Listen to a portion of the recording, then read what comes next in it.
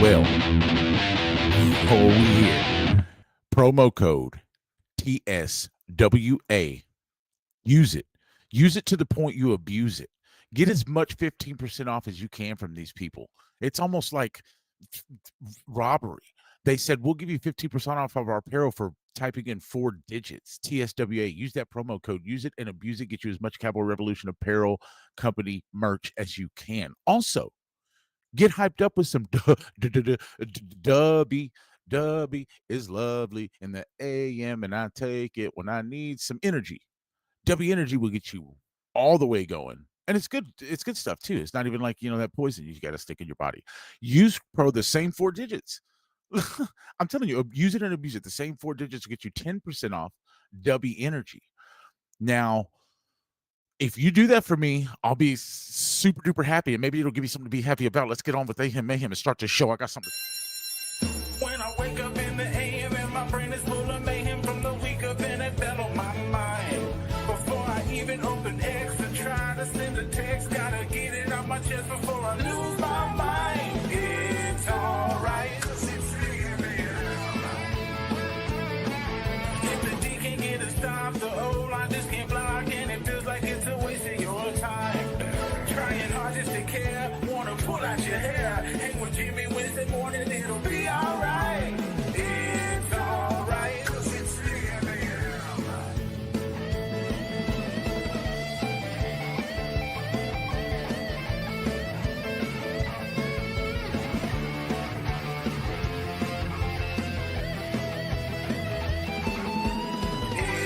alright. It's alright.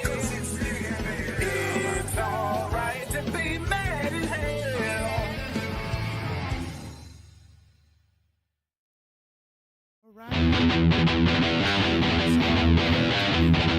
Yeah, that's a jam. I like it. All right, guys, welcome in. Chuck, I see you with me. Mike, I see you with me. Smash the like, share it out there. Let's get it going. AM MaYhEm. We got some stuff to talk about, but first, we will relive the only. Oh, come on now. Come on now. Thank you. Okay. Sorry about that, guys. That thing gets acting up sometimes. Okay. Maybe I was early. Okay. Let's go. Top 5 plays. I've got to talk about them. Were there even 5 things to point out? Did I have to go outside of the Dallas Cowboys to find 5 plays that I believe were the top? And remember, you're like, oh, well, ESPN has 5 plays. NFL has 5 plays. What makes you think that your opinion is greater? Oh, okay. Well, it's right there on the screen. So stop asking. These are my top 5 plays, and for my reasons. Let's roll the film. Wanye Thomas, a very special young man. Oh, and what a special play he made. We were about to go down 14-0 in the first quarter, just like many other games. And the confidence on the turnaround, he gives us the only momentum boost that we had at that point in the game. It's fixing to be disastrous. It sparks a little fire. His confidence, his leadership. I want this kid to get more and more and more snaps, and he's going to with Malik Hooker's unfortunate injury. I'm excited about it. And I'm excited about him. Look at him look back at this. Oh, I love one. Great play. That was number 5. He got the spark going. The rest of these plays are going to look familiar. Why? Because you're going to see a quarterback doing things that other quarterbacks in the league wish they could. I'm not calling out any Jalen Hurts or anything like that. I'm just saying this guy is my MVP. What a great catch by George, though, right? The body control. Love this play here. Obviously, we scored off that, so that got us some momentum going, too. We're getting in this game. We were fighting. Listen, if guys, we already know if we had anything that resembled our defense. Let's not. We'll talk about that in a minute. Play number 3. Nobody rips the seam ball like Dak Prescott. It's not even close. George Pickens is loving his quarterback. Now, that's a Landry quote. Okay, Landry, which he's doing great, by the way, guys. He loves you all. Thank you so much. He said George Pickens is loving his quarterback in his situation in Dallas right now, and I believe it. I mean, he didn't get that in Pittsburgh via why he was upset, right? So, boom.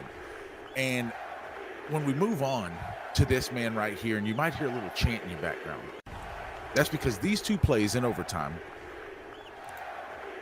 oh, that ball right there, the way that thing come out, the velocity, you'd have to look at it from a bunch of different angles. But I'm going to tell you, the ball he just threw right there was spectacular. Now, the next one, should not even be possible. He's supposed to get railed.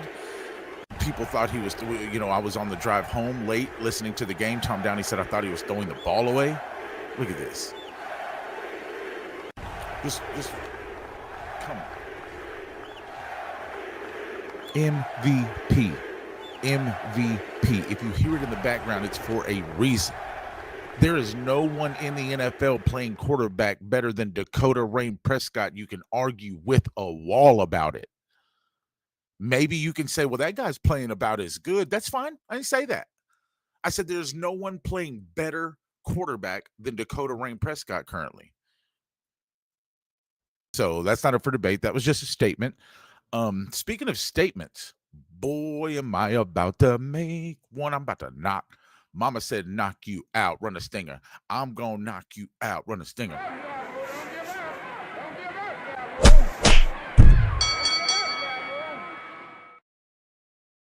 Pow, right in the kisser.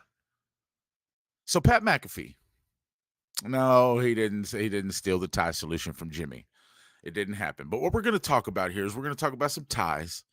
We're going to talk about, I wanted to take some jabs at my defense, which before we get into the real tie solution and the reason I'm just so irked that game ended in a tie, just like I'm sure a bunch of people were. I heard quotes like the most un-American thing in sports, ties are for wussies, all kinds of people you could go read the endless amounts of tweets about why that game should have been in a tie. Now, while other people were spouting why they can't stand a tie, Jimmy on the drive home was laying out a perfect plan for a tie solution. But like I said, before we get into that, I'm going to take a real quick jab because I want to take a 1-2 punch, right? I'm going to throw the heavy one, as you've seen in this thing. I'm going to throw the heavy one on the tie. But I got to hit Matt Eberflus in the mouth one more time. Because that's not a threat. I don't actually mean that. Okay, I'm not coming for Matt. What I mean is, we thought there's no way against Chicago. There's no way it's going to look like it did against New York, right? Sorry, guys. I'm upset. I'm over here hitting stuff. There's no way it's going to look like it did against New York. And then it did as soon as the game started. And then it looked like that all game. We made Caleb Williams look like a superstar. We made Russell Wilson look like a superstar. The only reason Jalen Hurts didn't throw it all over the place on us is because Jalen Hurts doesn't throw it. But when we got back to AT&T against Green Bay, well, Jordan Love slung it all over the yard on us. And I got to punch Matt Eberflus because we thought, okay, it's going to clean up from New York to Chicago. Well, it's definitely going to clean up from Chicago to Green Bay, right? It's not going to happen like that. Oh, no. As you've seen, big plays early on, 2 touchdowns, real quick, just like every other week. And the last 2 quarters in overtime that our defense have played in week 4 of the season were the worst 2 quarters in overtime. It was the worst performance yet, was the most recent performance. These things are supposed to be getting better, and they're getting worse the further we go in. I'm really worried about Matt Eberflus and his job, okay? Because he's losing the MVP football games. People want to turn around and say this team could easily be 0-4. We got lucky and beat the Giants. I say this team could be 4-0 too. CeeDee Lamb catches some balls. Our defense shows up against Chicago in any way, and the NFL is not allowed to call a tie, and our defense shows up in any way against Green Bay, gets any kind of stop in the entire second half. We could also be 4-0. Okay. The Eagles could easily be 2-2, 1-3. They're not the best team in football. Sorry, I just had to throw that in there. Who's behind the Crosby rumors? Chuck said. You're gonna have to elaborate a little bit, Chuck. Explain to me. I'm gonna get into this tie solution, but please drop me the nuggets on the Crosby rumors. I'm assuming Mason Crosby. I'm not really sure. So let's we'll find out from Chuck there in the chat what the Crosby rumors are. I'm interested. But excuse me, speaking of this tie, we had solutions. Pat McAfee had a solution on his show. It was actually pretty good. I liked it. They called it the golden boot rules, kind of like for the golden boot in soccer, the golden goal. It's the tiebreaker at the end of regulation. First team to score just gets the game winner. But it's so here's his rules: snap, holder, and kicker from the 50. Only the special teams, right? No other guys trying to block it. No other guys trying to defend it being blocked. It's just the special teams guys roll out there from the 50, go 5-yard increments until somebody makes and somebody misses, and can go from either hash or middle of field for all kicks, right? Kicker gets to kind of pick their spot. That's fine. We're not worried about it. We're not defending it. We're not trying to line it up for them. We're just, okay, we've gone through a regulation and an overtime in this NFL game, which me and Landry talked about, it happens about 0.8 times a year, right? It's not even a full game and a half or 2 games a year. This happens. It's more like a game every 2 years that this actually happens. We end in a regular season tie. So it's not very common. This makes perfect sense. And I thought Pat McAfee was using reverse engineering or something to listen to through the radio as I was explaining to Landry on the way home the exact same thing, which I then later the next day tweeted. And as you can see there, timestamped 1:29 p.m. I believe this Pat McAfee show came on at 3 p.m. that day. Now, again, I'm not crediting. I'm not saying that team took anything or anything like that or found my tweet. If they did, that's cool. I'm not, it's not like I had any novel idea. I'm sure as soon as that tie ended, people all over the league were going, okay, how do we fix it? It's a war of attrition, so we got to get the players off the field. Well, what about the kicker? So this solution probably wasn't novel by me, but I just kind of sticking it out there. I had a very similar idea. I liked the 57, go by 3-yard increments. Makes it a little more, you maybe you get an extra kick or two, and it makes it a little more tense, because I'm going to tell you right now, a 60 is just as hard to make as a 63. Now, once you get past 63, it's all about who's got the boot, right? And I believe now I've heard some people say, oh yeah, well, this scenario just works for the Cowboys because they got Brandon Aubrey. Well, hold on. You're just saying we have the best kicker. Are you supposed to say we're not allowed to run pass plays because we have the best quarterback? So I don't want to, we're not doing that. You know what I mean? We're not doing that. Cry about it that we have the best kicker who came from the UFL and you didn't know about him and we did. Haha. Screw Jerry, right? So yeah, I think this is a great solution. I think this is the problem. I think ties are stupid. I think ties are a whole lot of 4-letter words that I won't use on the show. Kick it off. Kick the thing off. We kicked it off to start the game. If ain't nobody won, kick it off to end the game. It's not hard, people. It's real easy. And I don't, and we get to that tie rule where it's like, oh, if this team is like 11 different things to all the way come down to a coin toss if 2 NFL teams end up with the exact same record points, like so many different things. So we're never going to have to flip a coin to get anybody into the playoffs. So I'm no longer want to flip a coin at the end of these games with the outcome of them. I don't want to do that. I want to have a winner and a loser, as I'm sure Matt LaFleur and Brian Schottenheimer also would, as I'm sure Dak Prescott and Micah Parsons also would. Dak Prescott didn't want to tie Micah Parsons. Micah Parsons didn't want to tie the Dallas Cowboys offensive line. These guys didn't go out there and bust their tail all week at practice to then go out and lay their life, literally, because we've seen people lose legs on a football field and backs and necks on a football field. They go out there and lay their life down to tie. Did they do that in the Coliseum? No, I don't think so. Okay, this is war. This is the NFL. We're all friends at the end of the day. But when that whistle blows, we're not going to say, oh, we're tied. We both did equally good. Get that week out of my football game. No more ties. Worst tie ever. I agree with Pat. 40-40. It was atrocious. It was a really fun game to watch, boys. You want to talk about entertaining football game. It was definitely that. I've got 2 that are sometimes identical, sometimes not. Anyway, run that thing. Let's go. Let me show you my jewels. My jewels are better than yours because they're Dak and Shoddy. These boys are cooking. For anybody who said, what the hell is Jerry doing hiring Brian Schottenheimer as the head, not just as the OC or anything, as the head freaking coach of the Dallas Cowboys? Oh, Colin Cowturd, where you at now? This is the worst move ever. This guy is going to be an atrocious coach. Hey, Ryan Clark, where you at now? Jerry Jones is giving up and caving in. The Cowboys don't want to be serious about winning. They hired Matt Eberflus as their head coach. Where are you guys at now? I'm sorry, I said Matt Eberflus. I mean Brian Schottenheimer. Where are you guys at now? Shoddy is dialing it up. You can go argue with the wall about this one too. The play calling, this offense is the number 1 offense in the league. We have an offensive-minded head coach who hired an offensive coordinator just to get his scheme across. This is not Clayton Adams' scheme. Don't get it twisted. Clayton Adams is the OC, and so people want to say, oh, well, look, it's Clayton Adams' offense. No, it's not. That guy's there to help. That's Brian Schottenheimer's assistants. No disrespect to Clayton Adams. I'm just telling y'all, this is Shoddy's offense. Okay, this is years and years of Marty and a bunch of NFL dogs living in the brain of Brian, and it's working. He has unlocked Dak Prescott. He has unlocked this offense, and without two offensive linemen, one being your freaking center, your starting wide receiver out of the game, and Dak Prescott balls out on the number 2 scoring defense in the league coming into the game. I don't want to hear about it. I see all these posts about, look at what Jordan Love did in the second half against who? The Cowboys defense? Russell Wilson did it 2 weeks ago and got benched. Russell Wilson had better numbers than Jordan Love, and then he's not even playing in week 4. So I don't want to hear about how good Jordan Love played against the Cowboys defense. That's not even a marker for success right now. If you don't play good against the Cowboys defense, that's a marker for you're not good right now.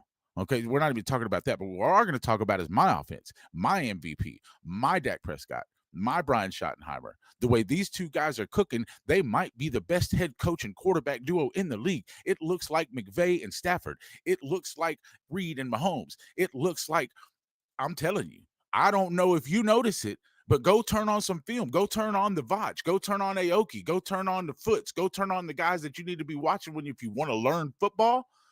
And watch how much Dak Prescott is kicking the shit out of every other quarterback in the football league, the National Football League, when it comes to playing the quarterback position. I'm sorry if I'm getting a little lost on this one, guys, but I'm serious about it. Dak Prescott is the MVP of this league right now. This team doesn't deserve him. This defense doesn't deserve him.